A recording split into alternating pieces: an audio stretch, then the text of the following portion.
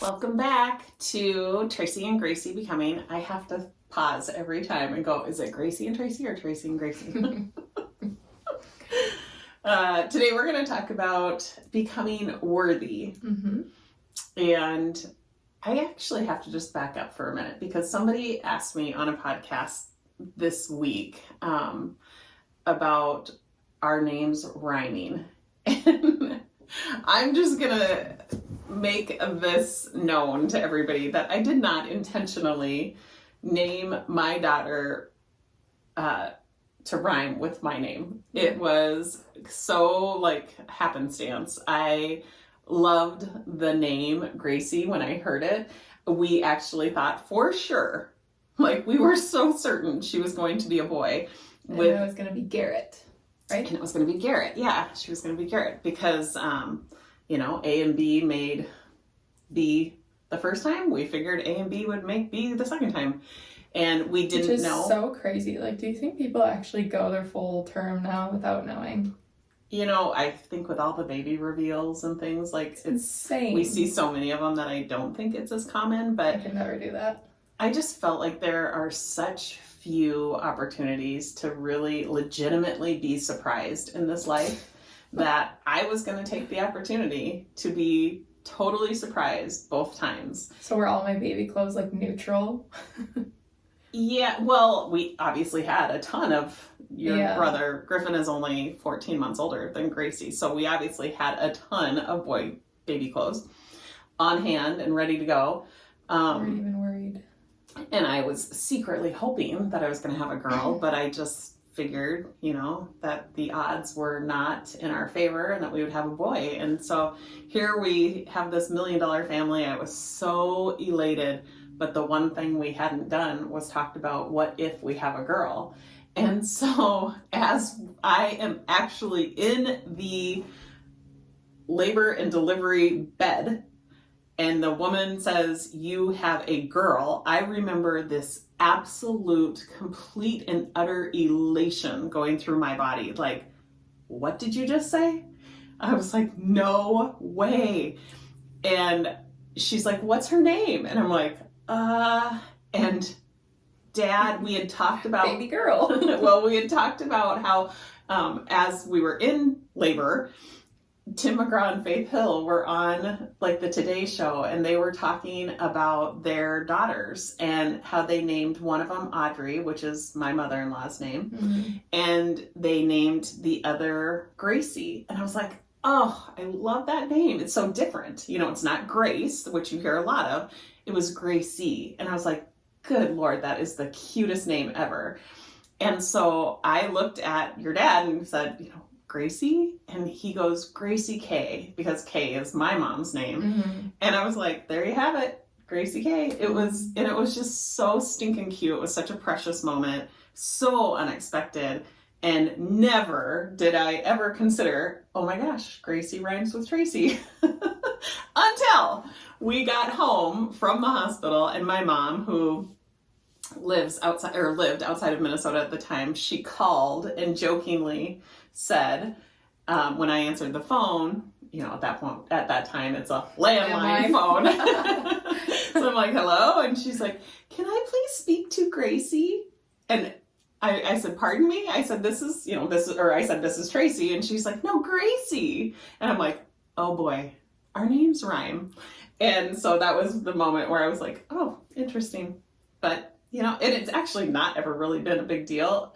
And now we have a podcast that kind of plays on the rhyming of the name. And so now when I'm on podcasts as a guest, they always introduce me as the founder of Self-Made You and the co-host of Tracy and Gracie Becoming. And so that usually gets a little talk time, and it's kind of fun to, of course, share the stage with my daughter and talk about... Share the stage. In a small sort of way. And just talk about, that's just so generous of you. You're welcome. You're welcome. Yeah. So anyways, just wanted to clear that up. That's how it all came to be. And you like your name, don't you? Yeah, I love my name. People always ask you, is your name Grace or is it Gracie? Yeah, which I always I'm a little bit like, why would it be Like, they ask me, is your name really Gracie on your birth certificate? And I'm like, why would my name be Grace and I go by Gracie? Like, that wouldn't make sense. Like, usually, like, I would think it'd be, my name is Gracie, but I go by Grace. You know what I mean? Because it's shorter. Do you have any friends whose name is Grace and they go by Gracie? No. Oh. None. I've never met somebody. Huh. Have you ever met another Gracie? Yeah. Have a you? couple. Yeah. Uh-huh. They probably, too, grew up loving Tim McGraw and Faith Hill. Yeah, probably. And actually, I don't know if their daughter is Grace or Gracie. I just know that they were calling her Gracie. They were calling her Gracie on the interview that I was watching. So probably Gracie. Yeah, maybe. Yeah. We'll have to look that little bit of trivia up. Yeah, maybe we should. Okay, so welcome to Tracy and Gracie Becoming. We are going to talk about worthiness, becoming worthy, which I think is such a good topic. We literally just wrapped up our group coaching call for the week, and it became very apparent that this needs to be the topic, because I think it is just so human of us to attach our worthiness to, kind of outside accomplishments or achievements or what we look like, right? And so why do we do that?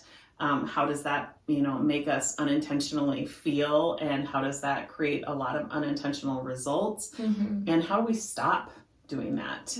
And really, detach our worth from who it is that we are, or detach our worth from what it is that we are creating, and hold both of those things at the same time. I think be proud of it and kind of live into it, but recognize that they are quite separate from one another. Yeah.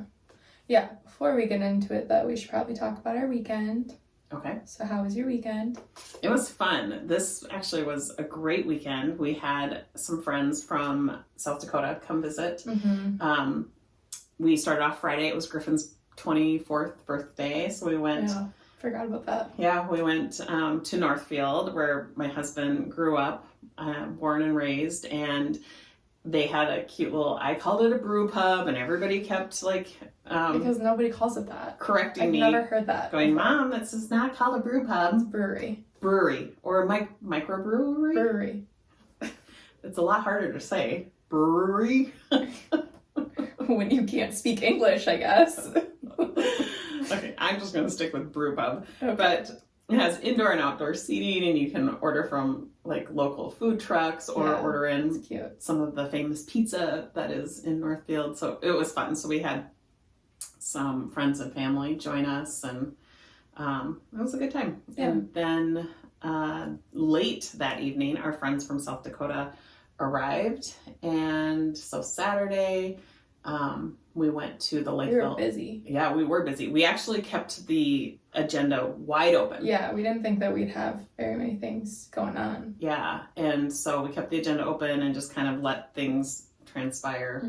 And we went to the Lakeville Arts Festival, which was amazing. Yeah, it was so cool. We've talked before about how much pride we have in our city, but again, it was just reinforced. It's so beautiful. Yeah, I had never been to it. I didn't really know what to expect, but I ended up getting a new picture for my room. Piece of art. Yeah, it was awesome. Of the North Shore, or Grand Marais. Yeah, it's like a lighthouse in the North Shore. Yeah, so the artists bring all of their work, and you can, it was really cool. Kind of a cash and carry type thing. But my friend, Stevie, who was here visiting, she owns a boutique in Hill City, South Dakota. Yeah. And it is something special. I know I've talked about it on the podcast before, but we'll link her boutique in the show notes. It's phenomenal. They do have a lot of one-of-a-kind pieces, wearables as well as art. So she especially loved going to this arts festival and connecting with some of the artists and looking for new pieces that she could maybe carry in the store. So and she found an artist. Yeah, so that was really fun. And then we went and listened to live music at one of our local country clubs. Yeah, that was fun. They were awesome. Oh my gosh. Do you remember the name? No, we can find it though and put it in the show notes. Yeah, it was Kaat and Marv. Marv? Yeah. Okay. Was it C-A-T or K-A-T? K. K-A-T and Marv, I think. Yeah, they or were Merv. awesome. I think it's Marv. But holy moly, were they talented. So that was really fun. We sat outside and enjoyed that. And I think that was the last outdoor, music or evening of music of the season. So yeah, it made me miss being out on the golf course so much. Like, I didn't realize how much I missed did it? How often did you sit on a golf course and listen to music? No, when I worked on a golf course. Right. It made me miss that. They didn't have live music at the golf course I worked at. Those stories are for another podcast. Yeah, no kidding. We could fill an entire episode of my golf bev karting experiences. But I will say there is no money like bev kart money, so I do miss that. Mm-hmm. But yeah. And then this weekend. Oh, and then Sunday. What did we do Sunday? Sunday, we went to St. Paul and got dinner. What did we do for that? So we went to Griffin's company. Like they have... Wafflers. Yeah, they've recently grand opened their new headquarters. And yeah, that was cool. It is something else. It is so phenomenal. Like, you talk about keeping your finger on the pulse of what their employees want. Like, yeah, it's crazy. They've got it all. Mm-hmm. Everything from bike storage and bike repair for those people who use their bike to commute into work, to a full out locker room, showers, workout facility, golf simulator, like top notch golf simulator, huge, massive bar, huge, massive kitchen. Yeah. It's so phenomenal. They have done such a great job with I don't know how anybody would get anything done, ever. No kidding. I mean, just sitting in some of the little, like, vignettes that they've created for, like, small group breakout sessions. Mm-hmm. Everything's super comfortable. Like, the lighting is perfect. They have... half the walls are big garage doors so they can open up to the fresh air. I mean, it is so well done. So Tim, Stevie's husband, is an architect. Mm-hmm. So I knew that he would find it interesting to be able to walk through that space. And it's it used to be an old Sam's Club warehouse, Sam's warehouse or whatever. So yeah, they've just done, it's so impressive. So we went and walked through that. And then Stevie loves Mexican. She specifically loves jalapeno margaritas. It was so funny. Yeah. Well, we did ask her on the way here, as they were driving here. We went to the grocery store and I said, "What can I get you guys to drink?" And she said, "Tim will take Diet Pepsi, and I will take tequila, fresh lime, fresh jalapenos with Topo Chico plain." Yeah. We were like, okay. Don't go out of your way or anything. No. She's so funny. Yeah, and she's actually not that high maintenance, but we giggled through the whole thing. So we know that she loves Mexican, so we went to St. Paul, where they have a huge, Mexican population, culture, community. And so we went to one of the most authentic restaurants, and it was really yummy and so much fun. And then came home and just kind of hung out because they had to leave bright and early the next day. But we had a very full and fun weekend. Oh, and we got gypped by CBS on Yellowstone. Oh my gosh, that was so annoying. That was ridiculous. Yeah. So CBS bought the rights to Yellowstone, and we thought, because they're in Hill City, South Dakota. Their daughter actually, Stevie's daughter, actually lives in Bozeman, Montana, and kind of lives out the Yellowstone life. Well, and we love Yellowstone, so we were super excited that CBS was like promoting this new premiere of Yellowstone. We're like, oh my God, it's back. Like, finally it's back. Yeah, so we had popcorn ready. We had all the drinks. We were all sat on the couch. We turned the TV on like a half hour early just to make sure that we weren't going to miss it. Yeah. And then it's like, wah, wah, wah. We're going to start from season 1, Episode episode 1. And you can watch the entire 5 series season. One by 5 one season each series. week. Like, Yeah. Are you kidding? Who the hell's going to do that? Yeah. Yeah. That was ridiculous. Yeah, so we were highly annoyed. Yeah. And apparently Griffin got on Twitter, and Twitter was highly annoyed too. So As they should be. yeah. That was ridiculous. Yeah. So hashtag CBS. You suck. Yeah. No bueno. No. Yeah. And then this weekend, I actually leave tomorrow. I have to pack. Oh no, what do you have to do before you pack? Oh, that's not more important than packing. No, it's very but important. She's a little crabby with me about how my stuff is everywhere, which I fully gave up my room for our guests to come into town and kept my room completely cleaned and cleared out of all of my other stuff. They've been gone for 2 days. And I've been working. And so my stuff is still out of my room, and she gave me some toot this morning, like, before you do anything or even think about going out of town, you are going to clean every single room in this house of your stuff. Please. Is that really what I said? Yes. No, I said you're going to go through every single room of this house and pick up your stuff, is what I said. So right here, it's off camera, but there is a huge pile of just stuff.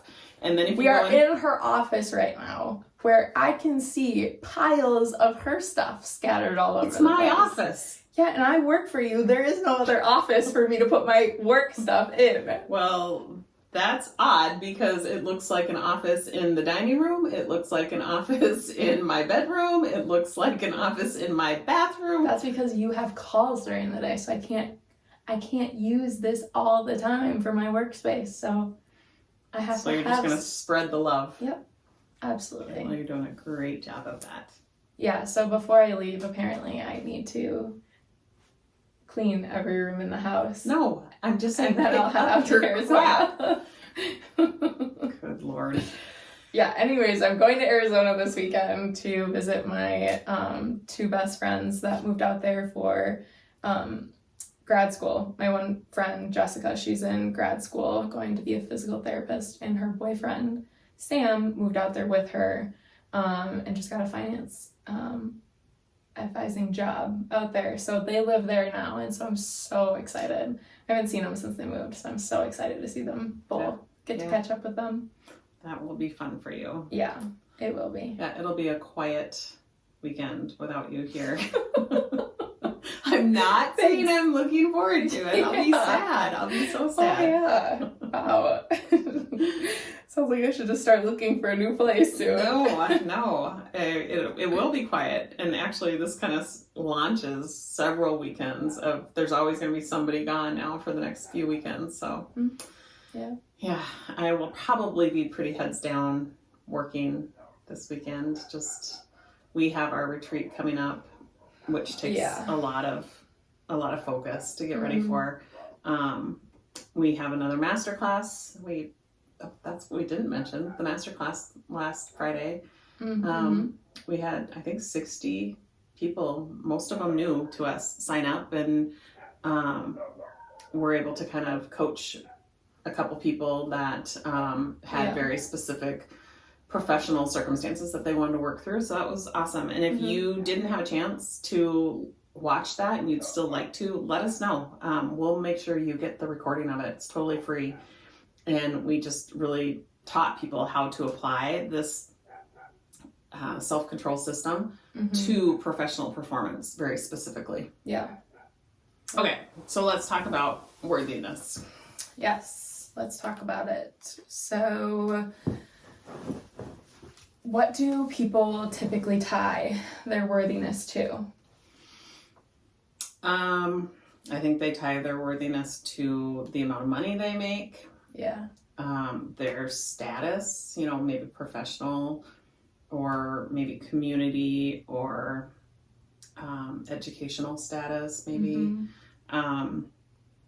Their appearance. Their appearance, right. Their weight. The amount of friends you have. How many things they accomplished in any one given day. Yep. Your intelligence. The way you're feeling. I think that often when you wake up feeling anxious or sad or depressed, you often make that, you connect the dots to I'm not worthy of feeling anything different. Yeah. Which just perpetuates that feeling. Yeah. How many Czech friends you have? Czech Republic friends? Yep. I'm feeling worthy. That list just keeps on growing. And we are happy to have them. Yeah, I would say that I probably tie a good amount, probably majority of my worthiness to my appearance. I feel like that has definitely been the biggest one in my life. Yeah. Which is probably so interesting since I show up to these. You show up like as a you are. But it definitely is like the way I see myself and the way I think other people see me is definitely what I tie a lot of my worthiness to. Yeah, I definitely tie my worthiness to my accomplishments and my achievements. And I see it on a big scale and a small scale. Last week's masterclass, for example, we had a very clear path of, how we offer this, and then we offer consults, and then we talk to the people on the consults, and, it's just it's a funnel, I guess. And if that doesn't play out exactly how we have it planned, I make it mean something about my worth. And that is just a habit of thought, right? Like same as you have this habit of thought that connects your worthiness to the way you look. And that's for a lot of reasons. We've been exposed to so much messaging and even, authority figures unknowingly, sharing their beliefs or misguiding us into adopting their belief that, you have to look a certain way in order to be loved, admired, or accepted. And that's simply not true. Right. You can do absolutely nothing to take away from your worthiness. You are born worthy, and there's nothing you can do to add to it, and there's nothing you can do to take away from it. We are all 100% equal in our worthiness. We're worthy because we were born human. And so that has to be a belief that, you have to revisit on the daily, probably multiple times a day, especially if you have that times a day. If you have that neural pathway that's very well established, saying I'm only worthy if I look like this, or I'm only worthy if I make this much money, because that's a sabotaging thought. And you have to have the ability to look at the way you're thinking and feeling, and then therefore behaving objectively to clearly see which pattern of thought is actually helpful and which isn't. So I think it's, easy to see that the pattern of thought that says I'm only worthy if I look a certain way is a really unhelpful way of thinking. And when I say that, I mean, it doesn't get you any closer to what it is that you want. So that's where we start with our clients. We start with a decision around what is it that you want. In any given circumstance, any given situation, it can be, a problem that you're trying to solve. It can be a goal that you're trying to achieve, and it could just be, in the next minute, what is it that you want? Making that decision is kind of the guidance, the guiding force that's going to have you measuring whether your thoughts are helpful or not. Is this a thought that's sabotaging me, getting me further away from what I want, or is this a thought that's getting me closer to what it is that I want? And beliefs are just thoughts, They're just habits of thoughts you think of over and over and over and over and over. So believing that your worthiness is tied to your appearance is a thought error. Mm-hmm. It's a thought error that has happened so much that it's actually become a belief. And you can't even really see it anymore because you've adopted it as almost like a way of life. Yeah, totally. And I think it's funny because I definitely like I don't care what I look like. Like if I'm home and like in my comfies and on whatever. a podcast. But I think it's when I'm feeling like bad about myself or my appearance, then I tie my worth to it. Like when I am like at home and like nobody's around, like I don't really care what I look like, and like definitely don't tie my worthiness to it. Like I'm not sitting there thinking like I look like shit, I just rolled out of bed and I can't do anything because I'm unworthy because I look like shit. Like it's only when I'm like around other people or like which I guess it depends on the people too, but in like social settings or like places that I'm supposed to look like I'm supposed to have my appearance like kept up or whatever, or like have my makeup on and stuff, that's when I'm like definitely tying my worth to my appearance. So is it your appearance or is it other people's opinions that you're tying your worth to? Both. Okay. Yeah. Well, it's good to know. Yeah. Right? Right. And so, because if your appearance when nobody else's opinion is Yeah. in the room doesn't bother you, right, but yet it does bother you when somebody else's opinion mm-hmm. is applicable, Mm-hmm. then it's probably more about, because let's take appearance out of it. Let's say, status, job status. Mm-hmm. Does their opinion about your job status or your relationship status or your financial status or your achievements, do their opinions have a direct effect on the way you feel about your worthiness? I think they have a direct effect on how I think about it, but I don't know that I would say it like changes my behavior on it. Like, okay. Like my appearance, it definitely does. Like I definitely will like go put on more makeup or like put on better clothes or whatever, mm-hmm. based on like where I'm going and the people I'll be around. Mm-hmm. But I'm not changing my like job status or that kind of thing, mm-hmm. depending on the people I'm around mm-hmm. or talking to. Mm-hmm. So you are going to go out and meet friends mm-hmm. for dinner, and you decide, okay, I'm going to go put on makeup and get into something cute. Mm-hmm. Tell me why. Why is that important? Because I want to look good. Like I feel like. Why? Because I tie my worthiness to my appearance. I don't because think... you want to feel worthy. Yeah. Okay. Yeah. Is there any way that you can feel worthy without having to do that, without having to get dressed up and put makeup on? Like when I'm going out to meet friends? Just, is there, yeah. I mean, you either... no, I probably wouldn't feel... like if I don't feel like I look very good, then no, it would be like what I think about. Okay. So is it fair to say that in those cases you want to look and feel mm-hmm. good about yourself? Mm-hmm. Okay. Do you believe that you're worthy regardless? Yeah. Of how you look? Yeah. Or any of the status?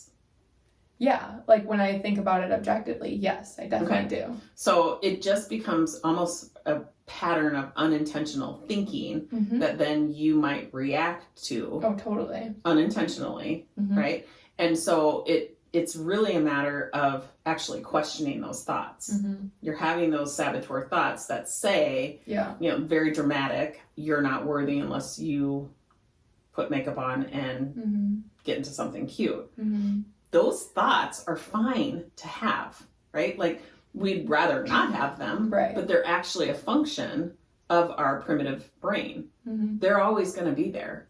So the question or the objective is really catching them before you have a reaction to them. Mm-hmm. So your reaction to that primitive brain thought is going and putting on makeup and getting into something cute, Mm-hmm. which actually doesn't unfold into anything that's, you know, a net negative type of result. You are also telling me you want to do that. Mm-hmm. So it's really a matter of kind of refining the narrative instead of thinking I have to in order for them to think I'm worthy, Mm-hmm. which we can't change how anybody thinks of us. Right. We can only change how we think about ourselves. It's shifting the narrative, refining the narrative to I actually want to, which there's nothing wrong with that. Mm-hmm. Like, you get to decide what you're going to make that mean. So making it mean I'm only doing that because I want to feel worthy or because I want other people to think something, like that is a self-sabotaging thought. And when you see it, when you have the awareness of it, then you can actually refine the thought, be like, is that even true? The truth is you actually want to do that. Yeah. You might not want sometimes. to do that when you're hanging around me or on a podcast, but you do want to do that when you're out with friends. And it's because you want to feel something, Mm-hmm. right? And so catching yourself when you have the thought, you know, they're going to think this or that about me if I'm not, you know, wearing makeup or in something cute, to I want to do this for myself. Yeah. And so it's a matter of refining. It's a matter of catching it. It's a matter of looking at it objectively. But what about when you don't want to do it for yourself? Like, there's definitely been times where, like, for whatever, like, my skin is breaking out or whatever, and I do not want to put on makeup, but I'm definitely tying my worthiness to, like, my skin not looking like it's breaking out. So, like, I'm like, I have to put on makeup because I do not like the way I look, and it's embarrassing, and I don't want, like, I'm tying my worthiness to that. But I don't want to. But the I have to perpetuates this saboteur narrative. Yeah. These feelings that the saboteur narratives are creating within you. Mm-hmm. The I have to versus I want to. You have to discern that. Yeah. So it's... But for things that, like, I don't want to, like if I don't want to put on makeup, but I'm still tying my worthiness to it. Like, I am not enjoying, like, being out without makeup because my face just broke out and all I'm thinking about is, like, I look so bad right now. Like, that's what I'm saying is that's when I tie my worthiness to it. Not when I'm, like, looking cute and, like, all about it. So you know a lot about coaching yourself. Mm-hmm. How would you say, objectively, if you were going to coach somebody else on this, how would you prompt them to think differently? I would tell them to get really narrow on the facts, and to strip away the drama, like all the adverbs that you're throwing in when you're telling yourself these things, or when your primitive brain is telling yourself, like, I can't go out looking like this, or, like, nobody's gonna want to talk to you when you look like that. Like, those are primitive brain thoughts, and yeah, I guess. And are they serving you? Right. No, they're not serving. Are they getting you closer to what it is that you want or further away? Right. What is the gift and the opportunity about even having this thought, about noticing this thought? Right. What's the answer to that? What's the gift and the opportunity about having these thoughts? About having the sabotaging thoughts? Mm-hmm. That they are just strengthening my prodigy brain. Mm-hmm. And your ability to notice Mm-hmm. when those saboteur narratives coming from your primitive brain are showing up. Mm-hmm. That, just the act of noticing them, is a strengthening mechanism. Yeah. It's like lifting a weight in a gym. Yeah. Or getting the at-bat, right? Like, yeah. So having this thought error that your appearance is tied to your worth, every time you notice that Mm-hmm. thought error, that is a gift and an opportunity. that will have you like operating from your prodigy brain, noticing it with intention, being on the lookout for it, has you operating from your prodigy brain, the part of your brain that becomes more of a guidance system. It's like the path of least resistance. You feel, when I say the path of least resistance, it's less resistant thoughts and it's more thoughts and feelings of ease and flow. It feels very natural. It feels very organic. It feels, it's a knowing of who you actually are. Yeah. How worthy you actually are. Your truest essence knows that. Right. But the reason why you feel like this resistance is because your primitive brain is like screaming at you with these saboteur type thoughts. And so there is this like disconnect, this discord, this resistance that's happening. That's the emotion that you're actually feeling. It's because you're at odds with your truest essence that knows you're 100% worthy. Yeah. Yeah, that's a good way to put it. I think that's definitely not something you think about when you're not feeling worthy. Right. Yeah, it's really hard in the moment when you're in that spin, in almost like that shame cycle, I think is what it kind of feels like when you feel like you're not worthy. It's hard to catch yourself and like redirect. So if you can just start with that simple step of kind of, you know, acknowledging that you actually know what it is that you're feeling, like that the fact that you can start with a acknowledgement of I'm feeling shameful or I'm feeling ashamed or I'm feeling unworthy, like that's the first step in the right direction. Just noticing what it is that you're feeling, because think about how much of your life you've lived without acknowledging how it is that you're feeling. Feelings drive your behaviors 100% of the time. So if you aren't actively acknowledging what's fueling your behavior, you're just living on autopilot. So that's the first huge step, is just acknowledging when you're feeling that ick feeling. See, I'm starting to use it in my... That's not how you use it. Okay, that unwanted feeling, when you notice that, and that becomes a step in the right direction. That simple, like, little bit of awareness. Yeah. That's how you start to boost the feeling of worthiness that's always been within you. And that's how you start to extinguish the unworthiness. It's just through awareness.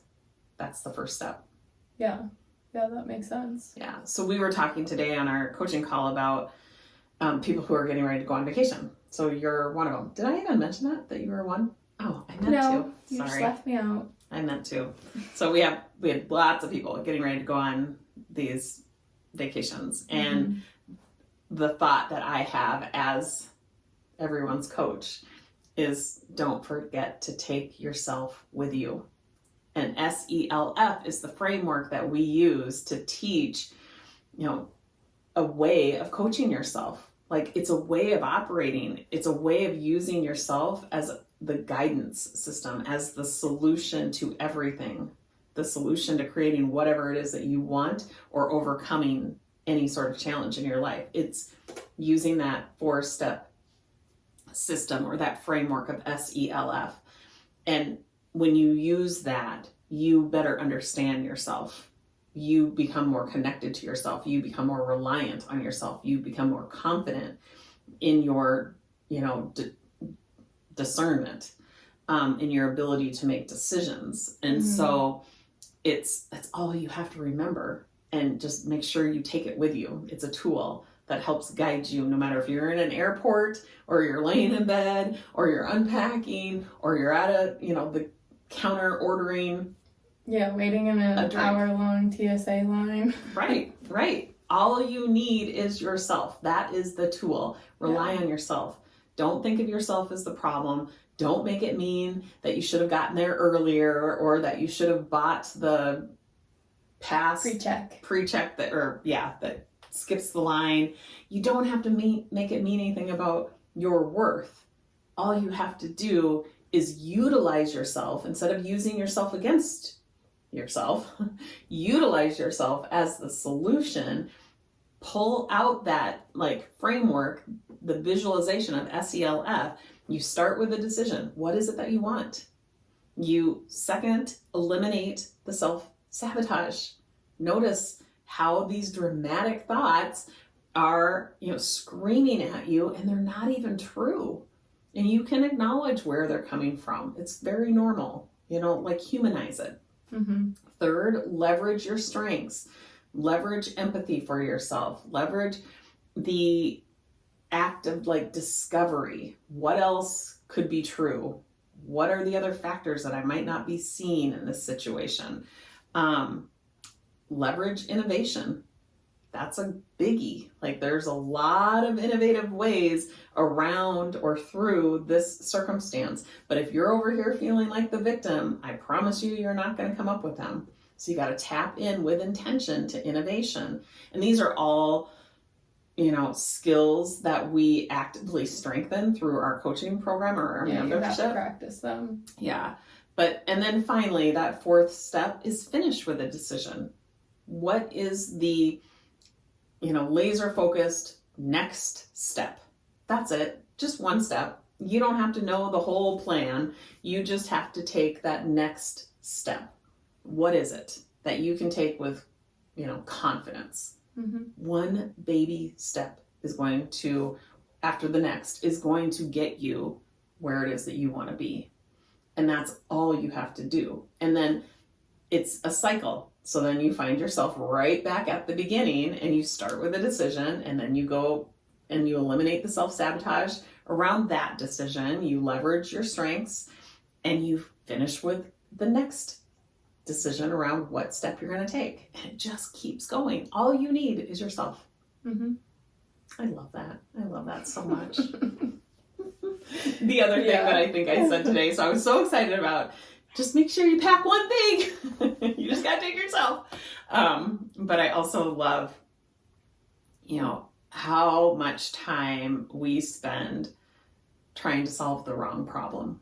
Like we spend majority of our life trying to solve the wrong problem. Yeah. We get so caught up in the minutia, in the little things that we think are the source of our problems. And it's never what we think it is. It's always our thinking and which part of our brain we're operating from, which perspective we have. Do we have that saboteur perspective that we cannot seem to disconnect from? Or do we have the perspective of every circumstance, good and bad and everything in between, is a gift and an opportunity?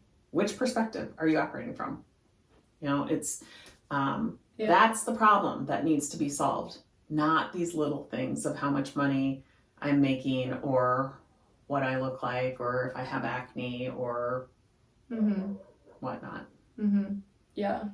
It's funny, I was playing out being actually in the TSA line as you were walking through the SELF. Because that can be an annoying part of being at the airport is the long TSA lines. So I was definitely walking myself through that. So did you make a decision? What is it that you want? To be relaxed and just... Mm-hmm. No matter how long the line is? Yeah. Okay. And what kind of saboteur narratives might come up? The judge, definitely, this is taking forever. I don't want to be here. This is not fun. Mm-hmm. Mm-hmm. There's all these people ahead of me. Mm-hmm. Okay, so good to know. You can kind of expect it. You know that they're kind of dramatic and they're probably, should you react to them, you're not going to get, what it is that you want, which is to be more relaxed in the line. So what would be the most loving and compassionate thing you could say to yourself when you're in line? That everyone's waiting in the line and we're all trying to go on our fun vacation. Mm-hmm. Yeah. And we're all going to get there. How does that make you feel? Relaxed. Mm-hmm. And then finally, fourth step is what kind of action? What's the next step? Just right now, this next immediate step. What is it? What I'm going to do next? Mm-hmm. Go Pack. Okay. And if you were standing in line, Yeah, there you go. what would be the next? I would say use the Discover and just be like wondering and curious about where everyone's going. Mm-hmm. Yeah, that's what I would do too. Like I love people watching. Mm-hmm. So that's my thing. It's like if I find myself getting like really anxious and annoyed having to stand in a line, Yeah. you know, I take myself through that. Like, what is it that I want? Okay, I want to be relaxed. What are the primitive saboteur narratives that are going to keep me from that? The judge is the big one. So I know it's there. Once I know it's there and I know where it's coming from and why it's coming, I can kind of turn down the volume of it, leverage a inherent strength like empathy, discovery, innovation, and then take that next step. And I always play a game with myself. Mm-hmm. I'm all about my games. So I like listen to other conversations, which my husband hates when I do that. Or I think about where my baby going, or I look for like all the cute kids and I think about what might be going through their head. Yeah, Gracie does not do that. Gracie is not a kid person. No, I'm not.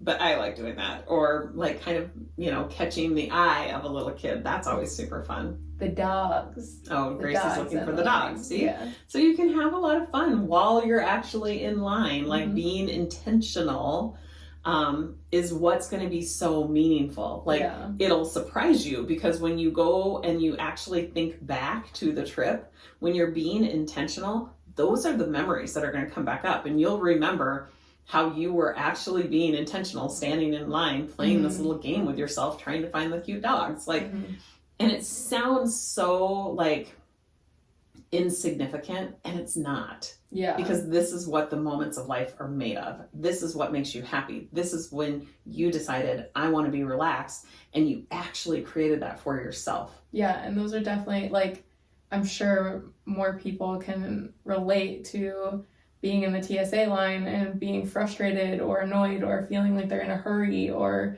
you know, and like how much that actually takes away from what you're actually there to do. Like you're about to get on a plane and go somewhere exciting and on this fun trip, and it's like you're already starting off on a bad foot by getting upset in the TSA line. Yeah, and ultimately you have a choice. Yeah, you have a choice. If you mistakenly think that this is happening to you, you're missing it. You have a choice. You can focus on that, sure, and it's going to yield you results that you do not like. Or you can be intentional, tap into yourself, and get the results that are going to be far more memorable, far more like, I don't know, enjoyable and relaxing. And you are going to really create a sense of, you know, this is why I am here. This is what my life is all about. It's me being intentional and creating a life that I want to live. That's what we were meant to do. Our worth is like tied to that, and we all have that ability, every single one of us. Yeah.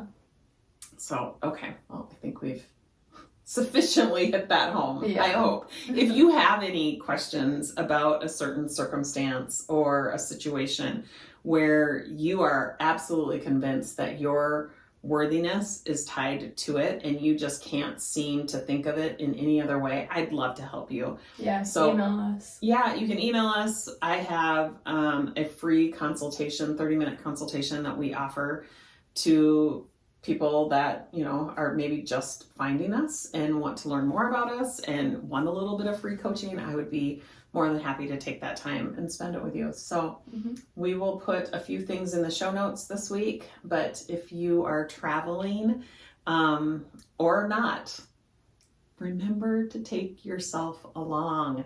It is such an easy thing. It requires nothing outside of yourself. It's a tool that is so simple to use. Yeah.